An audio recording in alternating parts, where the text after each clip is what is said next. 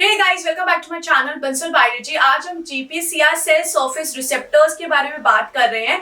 ये सेल के सरफेस पे प्रेजेंट होते हैं और इनका काम होता है जो एक्सटर्नल एनवायरनमेंट से मैसेजेस मिल रहे हैं उनको सेल के अंदर तक पहुंचाने में मदद कर सके। जैसे कि हार्मोन्स के थ्रू, न्यूरोट्रांसमीटर्स के थ्रू इनको जो भी मैसेजेस मिल रहे हैं अंदर तक पहुंचाने में मदद करते हैं। जीपीसीआर हमें देखने में, हमारे सेंस ऑफ स्मेल में, इन सब चीजों में हेल्प करते हैं। इवन हमारे स्मेल के लिए, सिर्फ और सिर्फ स्मेल के लिए 800 जीपीसीआर हमारी बॉडी में मौजूद है। तो जीपीसीआर अगर हम यहाँ पर देखें तो एक पॉलीपेप्टाइड होता है। एक पॉलीपेप्टाइड का मतलब होता है सिर्फ और सिर्फ सिंगल यहाँ पर पॉलीपेप्टाइड है, लेकिन ये प्लाज्मा मेम्ब्रेन को 7 बार क्रॉस करता है, इसलिए इसका नाम सर्पेंटाइन भी होता है, क्योंकि ये प्लाज्मा मेम्ब्रेन को 7 बार क्रॉस कर रहा है और इसका स्ट्रक्चर सांप के जैसा होता है। सर्पेंटाइन का मतलब क्या है? सांप के जैसा स्ट्रक्चर होना।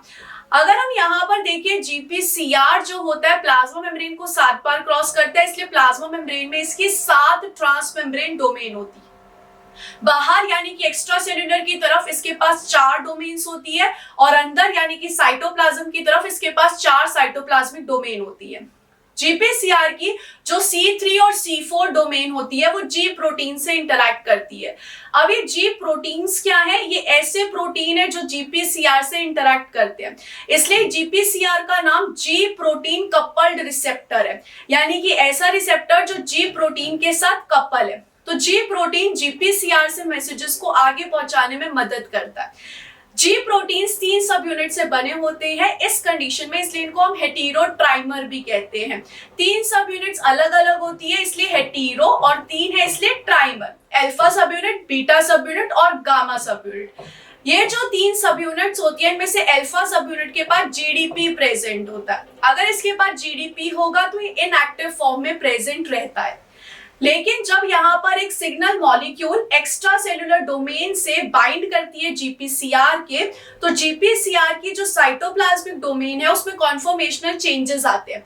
कॉन्फॉर्मेशनल चेंजेस की वजह से उसके पास गैप एक्टिविटी होती है। गैप एक्टिविटी का मतलब क्या होता है? Guanine nucleotide exchange factor. मतलब क्या है कि ये जी प्रोटीन के अल्फा सब यूनिट से जीडीपी को निकाल देगा और जीटीपी को अटैच करवा देगा।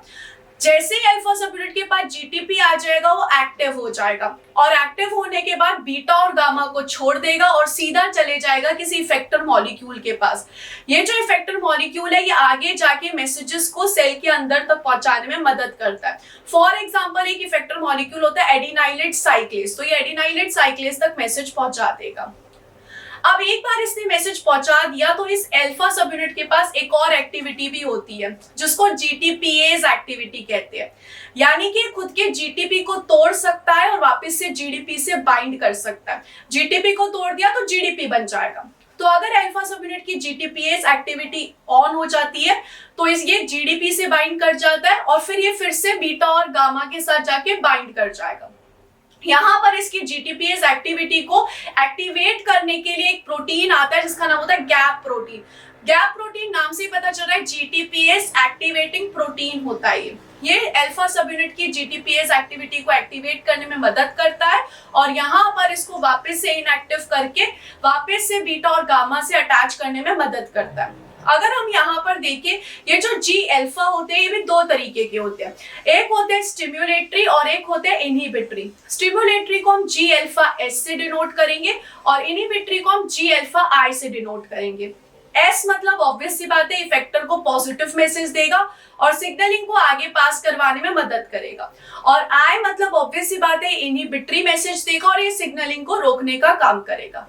तो इस तरीके से यहाँ पर ये जीपीसीआर का बेसिक होता है गाइस। आई होप आप लोगों को पढ़कर अच्छा लगा होगा।